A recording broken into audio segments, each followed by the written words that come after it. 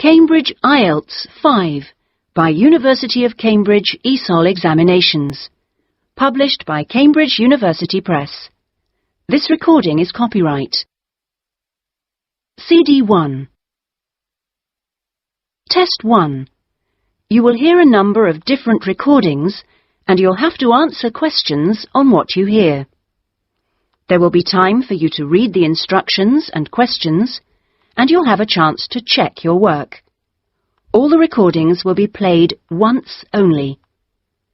The test is in 4 sections.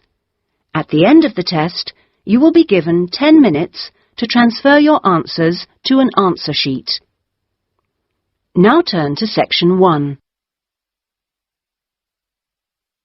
Section 1. You will hear a telephone conversation between a travel consultant and a customer. First, you have some time to look at questions 1 to 4.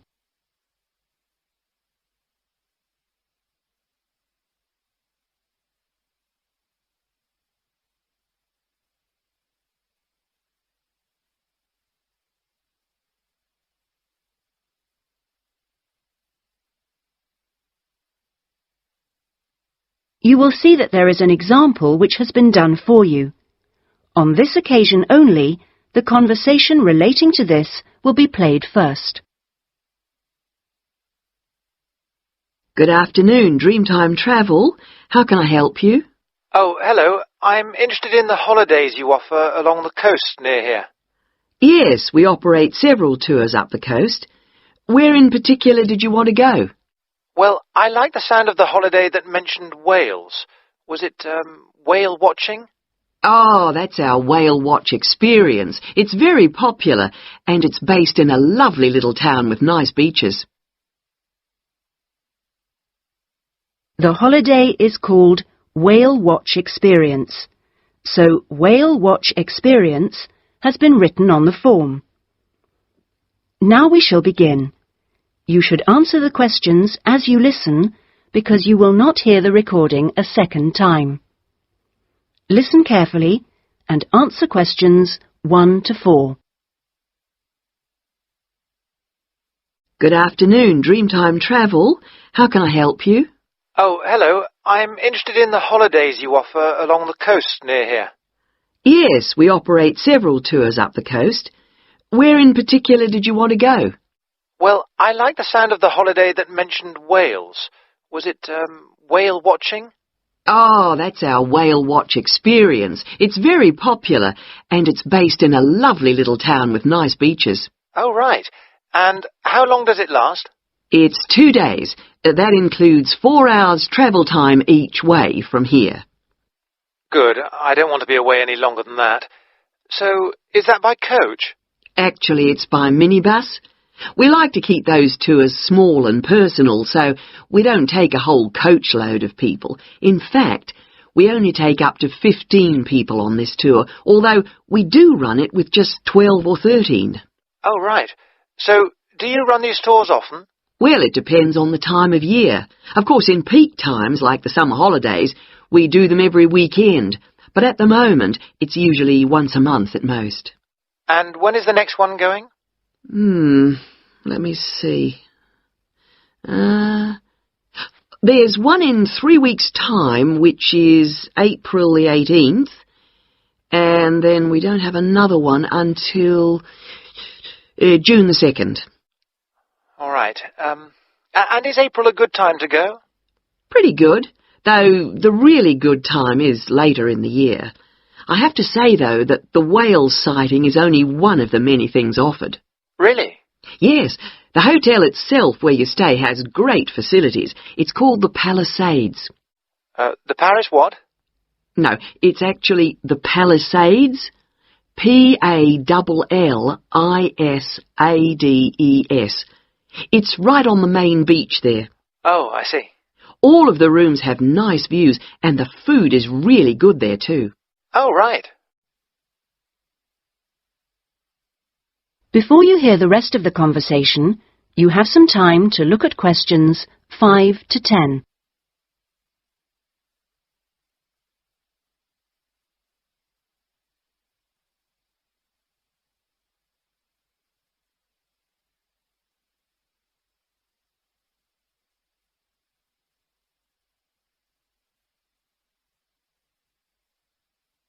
Now listen and answer questions 5 to 10. And what about the other things, that are included in the price? Oh, there are lots of things. If you don't want to do the whale watch cruise, your guide will take anyone who is interested either on a bushwalk through the national park near the hotel, and there's no extra charge for that, or on a fishing trip. That's an extra $12, I think. And there's also a reptile park in town. That costs more or less the same. No, I think I'd prefer whales to snakes. Yeah. And if you just want to relax, you're free to sit by the hotel pool or go down the beach.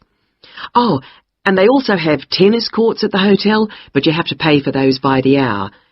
But there are table tennis tables downstairs, and they're part of the accommodation package. Just speak to your guide. Well, that sounds good. So how much is the basic tour price? At this time of year, it's usually around $300, but let me check. It's actually $280.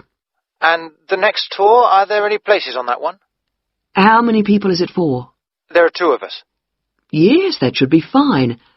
Can I just mention that we require all bookings to be made at least 14 days before you travel to avoid cancellations of tours? And if you cancel within 7 days of departure, you will have to pay 50% of your total booking. Okay. And you also need to pay a 20% deposit at the time of booking. Can I pay that by credit card?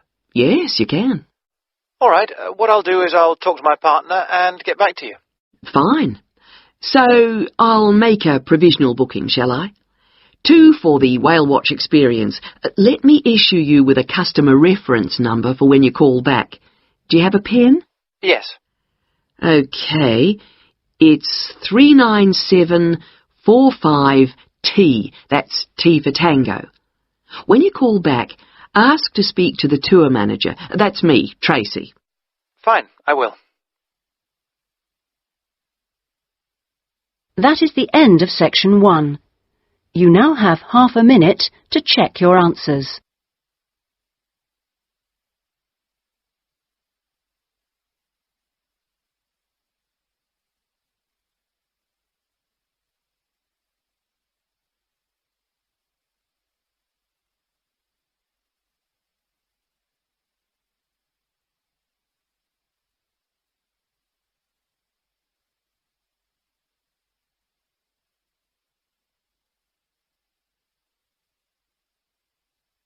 Now turn to section 2.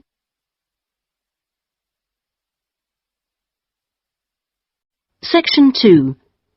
You will hear a radio program giving parents advice about buying cots for their babies to sleep in. First, you have some time to look at questions 11 to 17.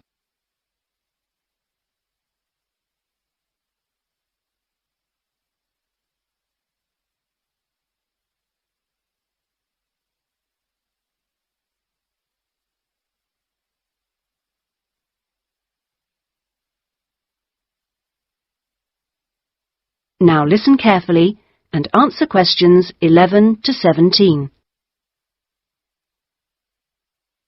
Hello and welcome to today's Buyer Beware program, where we give you some tips on how to spend your money wisely. Now, in today's show, we're looking at beds for children and babies. Let's start by looking at baby cots. That's for children of up to 3 years old. We tested 3 different cots, all in the budget price range, and as usual, we will feature the good points, the problems, and our verdict. The first cot we looked at was by BabySafe, and it had several good points to recommend it. Our testers liked the fact that it had 4 wheels, so it was easy to move around. The only slight problems with this cot were that it had no brakes, but they didn't think that mattered too much. At first they were a bit concerned about the side bar because they felt babies could trap their fingers in it. But our testers felt that this was unlikely to happen, so they've given this one a verdict of satisfactory.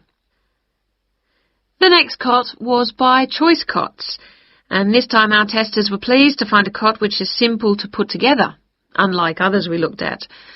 On the minus side, our testers did not like the fact that the side of the cot did not drop down, making it difficult to pick up newborn babies. However, the real problem with this cot was the space between the bars. Our testers found they were too wide and a baby could easily trap his head. We felt this was a real safety hazard, and so we've labelled this one dangerous, I'm afraid. Before you hear the rest of the programme, you have some time to look at questions 18 to 20.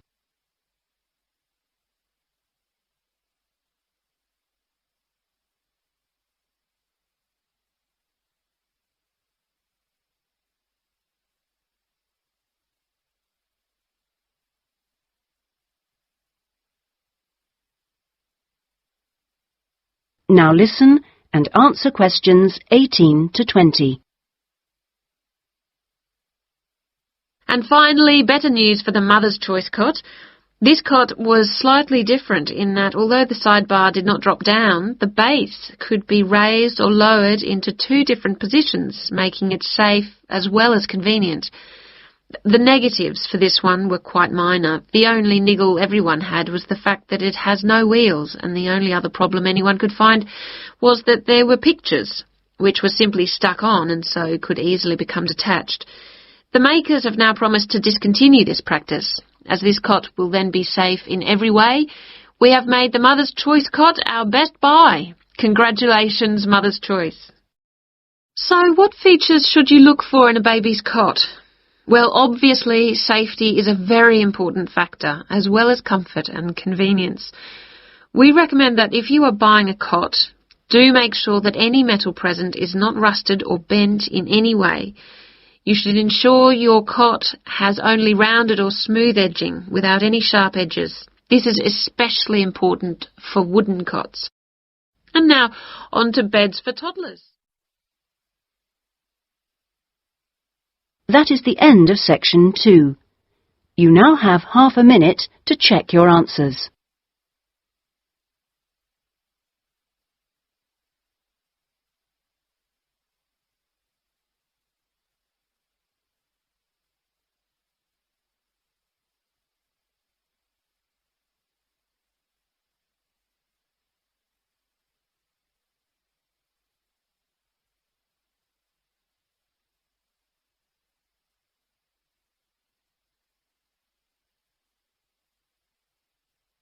Now turn to section 3.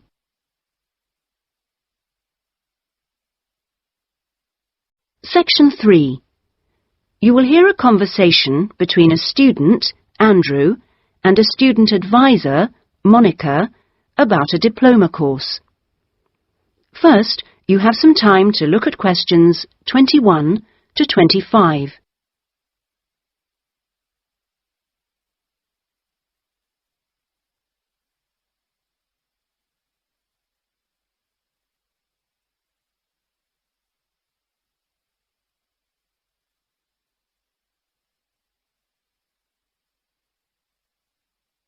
Now listen carefully and answer questions 21 to 25.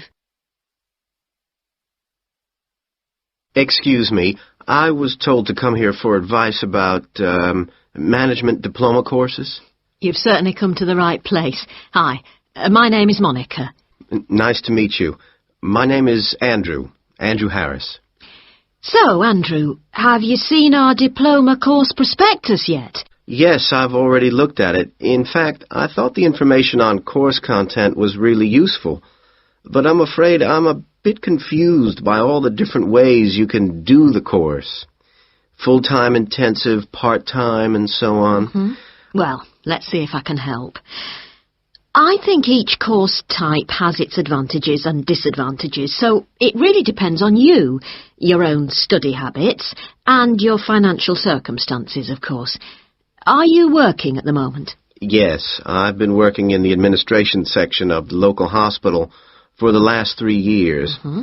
And before that, I worked in the office of a computer engineering company for 2 years. So I've got about 5 years of relevant work experience. Mm-hmm. And what I'm hoping to focus on is personnel management. I see.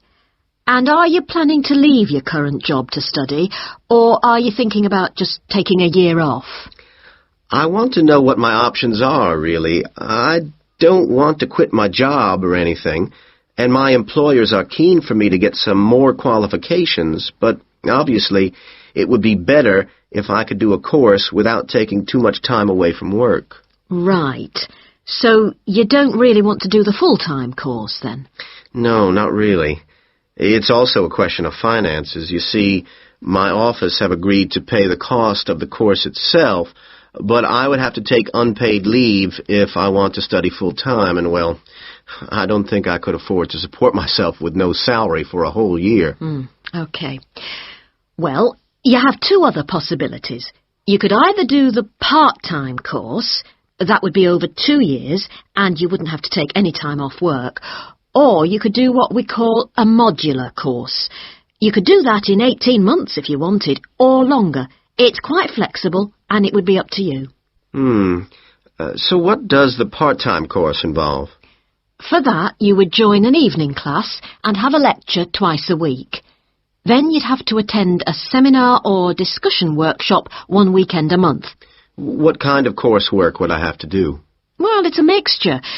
You'd be expected to write an essay each month, which counts towards your final assessment. You have a case study to do by the end of the course, which might involve doing a survey or something like that. And also you need to hand in a short report every 4 weeks. So that's quite a lot of work then, on top of working every day. It sounds like a lot of studying, and really tiring. Yeah, you certainly wouldn't have much free time. Before you hear the rest of the conversation, you have some time to look at questions 26 to 30.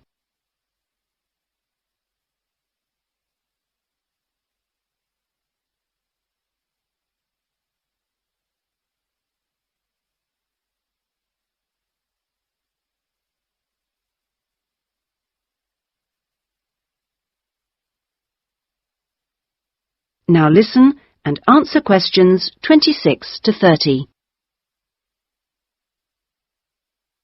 What about the modular course? What would I have to do for that? Well, that's where you get the opportunity to study full-time for short periods. That way you can cover a lot of coursework and attend lectures and seminars during the day. And each module lasts for 1 term, say about 12 weeks at a time. There are obvious advantages in this. The main one being that you can study in a much more intensive way, which suits some people much better. And how many of these modules would I have to do to get the diploma? The current programme is 2 modules, and then you have to choose a topic to work in more depth. But you can base that on your job, and so you don't need to be away from the office. And how long it takes is up to you. The important thing is that you don't have to study and work. You can focus on one thing at a time. Yes, I can see that. It certainly sounds attractive. It would be more expensive, though. I mean, I'd have to support myself without pay for each module. That's true, so that might be a problem for you. Look, why don't you talk this over with your employers and then come back? That is the end of section 3. You now have half a minute to check your answers.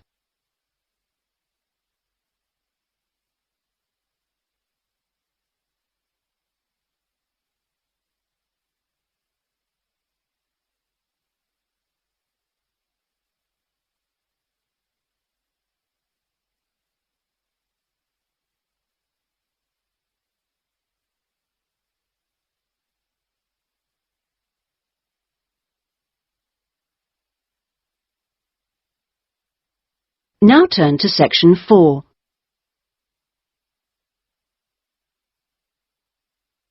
Section 4.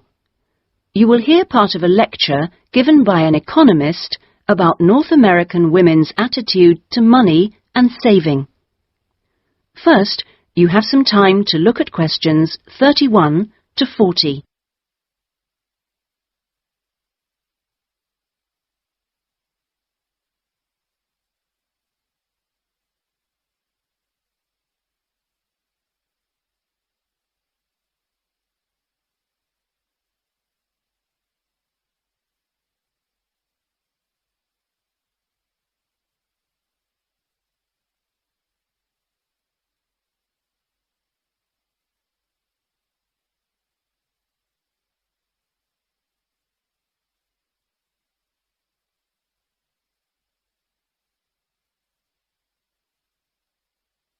Now listen carefully and answer questions 31 to 40. Okay, so we've been looking at the attitudes of various social and cultural groups towards the management of their personal finances, how important they feel it is to save money, and what they save their money for. One aspect that we haven't yet considered is gender. So if we consider gender issues, we're basically asking whether men and women have different attitudes towards saving money, and whether they save money for different things. Back in 1928, the British writer George Bernard Shaw wrote in his Intelligent Women's Guide to Socialism and Capitalism that a man is supposed to understand politics, economics, and finance, and is therefore unwilling to accept essential instruction. He also said, a woman, having fewer pretensions, is far more willing to learn. Now, though these days people might question a lot of the assumptions contained in those statements, recent research does suggest that there are some quite fundamental differences between men and women in their attitudes to economic matters. Let's look at what men and women actually save for. Research studies of women in North America have found that women are far more likely to save for their children's education, and they are also more likely to save up in order to buy a house one day. The same studies have found that men, on the other hand, tend to save for a car, which, by the way, takes a surprisingly large amount of the household budget in North America. But the other main priority for men when saving money is their retirement. When they're earning, they're far more likely to put money aside for their old age than women are. Now, this is rather disturbing, because, in fact, the need for women to save for their old age is far greater than for men. Let's consider this for a moment. To start with, it is a fact that throughout the world, women are likely to live many years longer than men, so they need money to support them during this time. Since women are likely to be the ones left without a partner in old age, they may therefore have to pay for nursing care, because they don't have a spouse to look after them. Furthermore, the high divorce rates in North America are creating a poverty cycle for women. It is the divorced women who will most often have to look after the children, and thus they need more money to look after not just themselves, but others.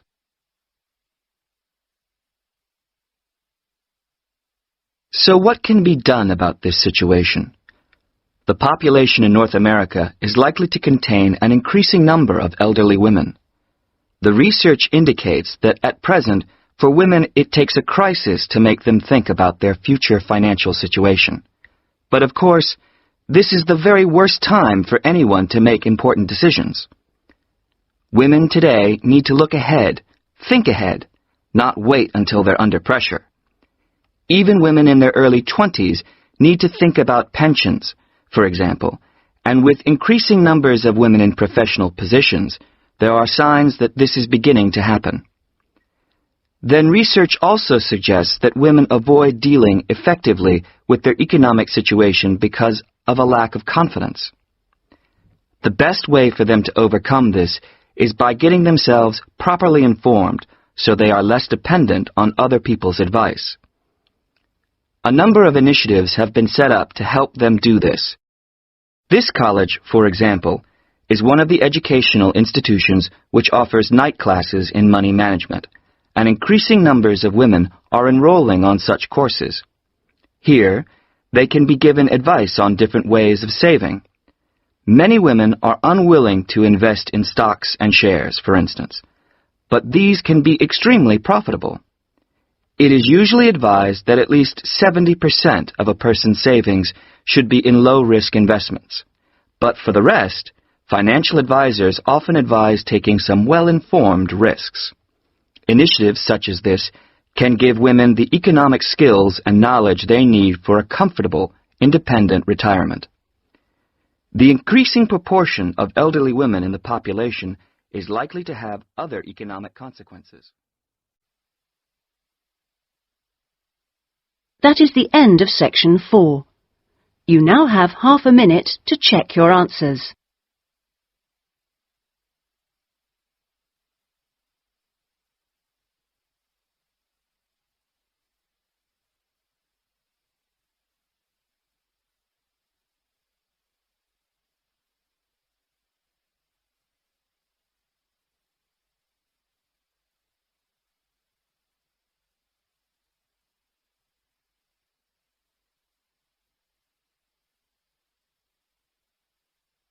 That is the end of the listening test.